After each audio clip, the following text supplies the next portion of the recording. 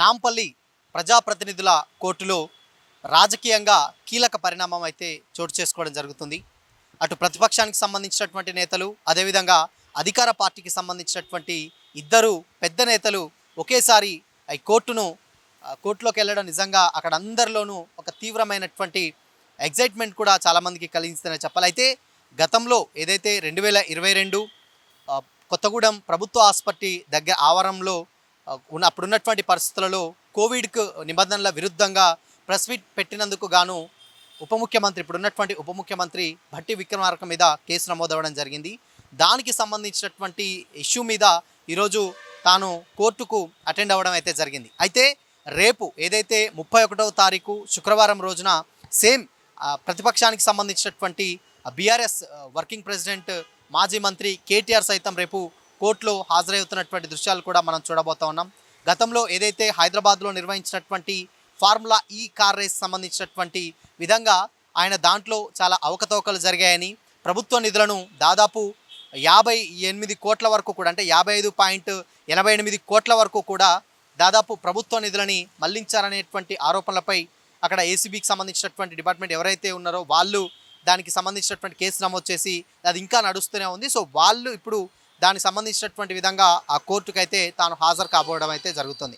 So ఇలా రెండు, అంటే అటు అధికార పార్టీ కావచ్చు, ఇటు ప్రతిపక్షానికి సంబంధించినటువంటి ఇద్దరు పెద్ద నేతలు ఇద్దరు కూడా ఒకేసారి నేడు రేపు అక్కడ కోర్టులో హాజరుపరచడం నిజంగా రాజకీయంగా అందరికీ కూడా కొంచెం తీవ్రమైనటువంటి పరిణామాలు అయితే చోటు చేసుకున్నట్లయితే తెలుస్తుంది. అయితే గతంలో ఎప్పుడూ కానీ, అంటే భట్టి విక్రమార్క ఇప్పుడు ప్రజెంట్ తెలంగాణకు సంబంధించినటువంటి ఉప ముఖ్యమంత్రిగా ఉన్నారు. ఆ గతంలో 2022లో జరిగినటువంటి ఆ కేసుకి సంబంధించి గాను ఈరోజు తాను హాజరయ్యారు. 2023లో జరిగినటువంటి ఫార్ములా ఈ కార్ రేస్ సంబంధించినటువంటి ఇష్యూకి గాను ఈరోజు కేటీఆర్ సైతం రేపు హాజరు కాబోతున్నటువంటి దృశ్యాలను మనం అయితే చూడబోతున్నాం. ఇలా అటు అధికార పక్షం అదేవిధంగా ప్రతిపక్షం ఇరు వర్గాలకు సంబంధించినటువంటి నేతలు కంప్లీట్గా అక్కడ కోర్టు హాజరుపరచడం నిజంగా అందరికీ ఒక షాక్కి గురి చేసినట్లయితే అయింది. అంటే చట్టం ఎవరికి కూడా చుట్టం కాదనేటువంటి ఉద్దేశంలో వాళ్ళు అధికార పక్షంలో ఉన్నా ప్రతిపక్షంలో ఉన్నా ఎవరున్నా కానీ రాజ్యాంగానికి కట్టుబడి ఉండాల్సిందనేటువంటి విధంగా ప్రతి ఒక్కరు, అంటే వాళ్ళు ఏ పదవిలో ఉన్నా కానీ ఉన్నటువంటి ఆరోపణలపై డెఫినెట్గా వాళ్ళు హాజరవ్వాల్సినటువంటి పరిస్థితి ఉందంటూ కూడా ఈ ముఖంగా మనం చూస్తే అర్థమవుతా ఉంది.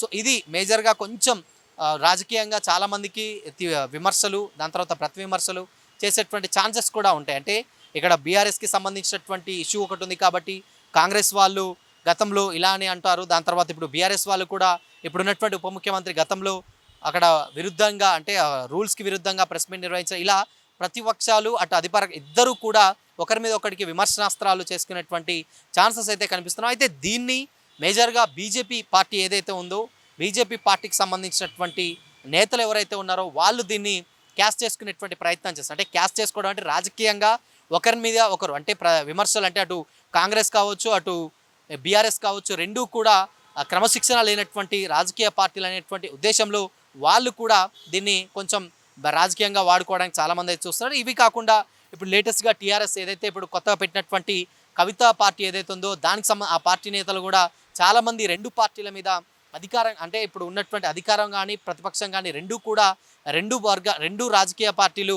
ఇవి మొత్తం కూడా కంప్లీట్గా అన్నీ ఒకే గూటికి చెందినటువంటి పక్షులు అంటూ కూడా మరికొంతమంది అయితే కామెంట్ చేస్తున్నట్లయితే తెలుస్తుంది. సో ఏదేమైనప్పటికీ కూడా అక్కడ ఎవ్వరు, అటు అధికార పక్షం ప్రతిపక్షం ఇద్దరు కూడా కోర్టుకు హాజరవడం అండ్ మిగతా పార్టీల వాళ్లకు దీన్ని రాజకీయంగా దాన్ని వాడుకోవడం, ఇలా రకరకాలైనటువంటి రాజకీయ పరిణామాలు అయితే ఇక్కడ చోటు చేసుకున్నాయి. ఇక్కడ రాజకీయ నాటకీయ పరిణామాలు అయితే చోటు చేసుకున్నట్లయితే తెలుస్తుంది. సో చూడాలి మరి రేపు ఇన్ కేస్ కేటీఆర్ వెళ్ళిన తర్వాత ఎంతవరకు వాళ్ళు ఏం విచారించారు ఏంటి అనేది తెలియాలంటే మాత్రం రేపటి వరకు అయితే వెయిట్ చేయాల్సిన పరిస్థితి ఉంటుంది.